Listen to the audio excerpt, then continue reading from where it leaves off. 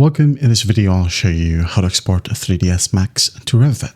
Okay, so first up, make sure that you optimize the geometry to reduce polygons, right? So that it will be fit to use under Revit. So you can go ahead over to File right here at the top left, click on Export and Export.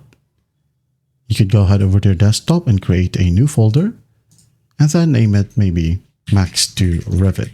Okay, double click on it. Now give it a name, my first Revit con, just for example.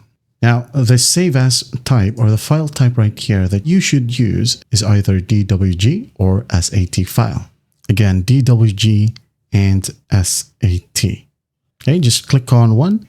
For example, DWG right here, click on it and just click on save. Select the export version. Should it be the entire scene or selected objects and other settings? So just click on OK. And then once that's done, here you have your folder.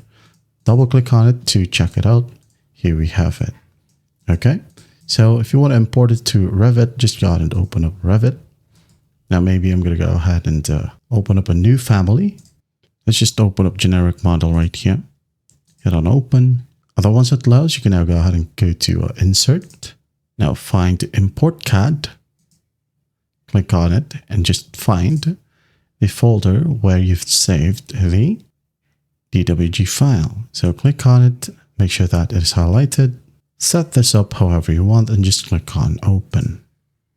And there you have it. And that is how you export a 3ds Max to Revit. I hope this video helps and I'll see you in the next one.